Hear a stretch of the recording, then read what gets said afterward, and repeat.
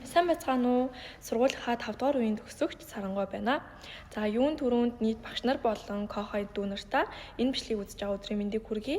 За би яг одоо Tokyo International University буюу Токиогийн олон улсын их сургуульд Business Economics чиглэлээр суралцж байгаа. За өнөөдөр та бүхэнтэй зориулаад сургуультайгаа холбоотой товч мэдээллийг хүргэхэд бэлэн болсон байна. Манай сургуулийн тухайд гэх юм бол нийт 4 кампустай. За яг 2 кампус дээр нь гадаад оюутан сурагчдад хичээл ордог байгаа.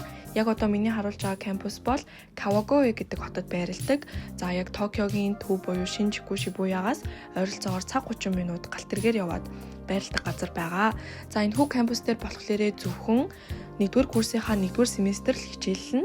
За 1-р курсынхаа 2-р семестрээс төгслөө Ikebukuro-гийн хотынхоо төвдөө илүү ойрхон ойролцоогоор 30 минут яваад очдог. Тийм байралтай кампус дээр нь хичээл ордог. За энэ кампусын маань тухайд гэх юм бол илүү том, олон хичээлийн байртай, нийт 6 хичээлийн байртай.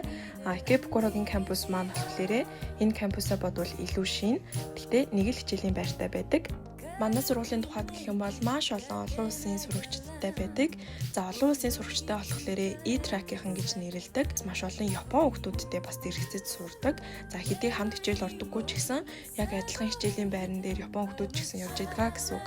За тэгээ дээрэс нь Япон хүүхдүүдийн маш олон спортын тийм багууд байдаг.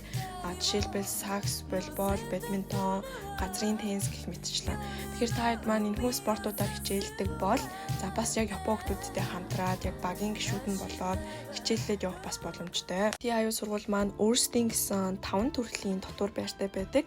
За дотор байр нь яг энэ Kawagoe-гийн кампустайгаа ойрхон байдаг учраас яг 1-р курсынхаа 1-р семестр дотор байрандаа амьдраад за дараагийнхаа семестрээс эхлээд Ikebukuro дахь кампус руугаа илүү төхөөд өөрсдөө байраа олж нүүх шаардлагатай болно гэдгийг ер нь анхаарах хэрэгтэй.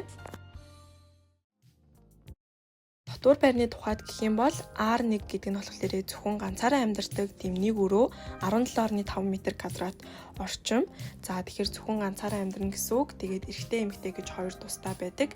За R2 гэдэг нь болохоор зөвхөн эрэгтэй хүүхдүүдийн дотор байр. За өрөөндөө хоёулаа амьдарна. Нэг roommate-тэйгээ хамт амьдарна гэсэн үг. За R6 гэдэг нь болохоор бас охтуудын зөвхөн байрладаг байр.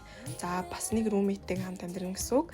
За R5 нь болохоор бас охтуудын roommate-тэйгээ амьдардаг байр. Гэхдээ галтойгоо угаалгын өрөө зэрэг нь болохоор нийтээрээ одоо хувааж ашигладаг гэсэн үг. Хамгийн сүүлийн дотор байр нь болохоор 3 банд хамтдаа амьдардаг, 3 өрөөтэй, нэг галтойгоо, нэг угаалгын өрөөтэй тийм дотор байр байгаа. Гэхдээ энэ дотор байр нь болохоор сургуулаас за 2 галт тэрэгний буудал буюу ойролцоогоор нэг 10-аас 15 минут яваад байрладаг болохоор арай хол гэсэн үг.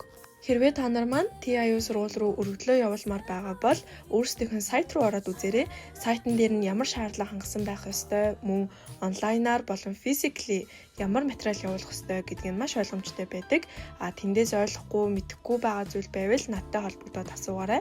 Би өөрийнхөө мэдж байгаа бүх зүйлээ та нарт хэлэхэд бэлэн байгаа шүү. Маань хуваараа TIU сургуульд apply хийх юм бол за 30, 50, 80, 100% гэсэн ийм 4 төрлийн тэтгэлгийн сонголттой байгаа.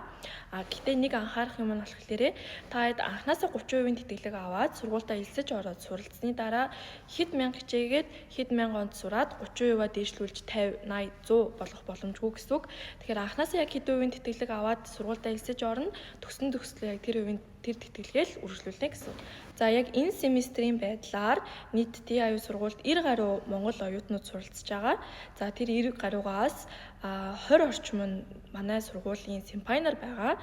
Тийм болохоор та хэд маань яг TIU сургуульд суралцах гад ирлээ гэж бодоход яг л 10 жилдээ байдаг байсан шигэ одоо симпайнер нь байгаа учраас хантай, түшигтэй, мэдэхгүй чадахгүй байгаа зүйлийг нь хэлж өгөх хүмүүстэй байна гэсэн үг.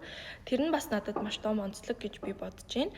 За зөвхөн TIU сургуульд ч гэлтгүйгээр Японд маш олон симпайнер нь байгаа болохоор ер нь хүрээд ирсэн байхад алдах онох зүйл дээр нь симпайнер нь маш их тус болдог шүү. Тэгэхээр ер нь Японд ирвэл гоё шүү. Кохой дүү нартаа TIU сургуультай холбоотой багахан ч олдох мэдээллийг өгч чадсан гэж найдаж байна. Ирэх намаар та нартайгаа Японд уулзахыг өрөөгөөд энэ бичлэгээ дуусгая. Энэ хүртэл үзсэн та бүхэндээ баярлалаа. Баяртай.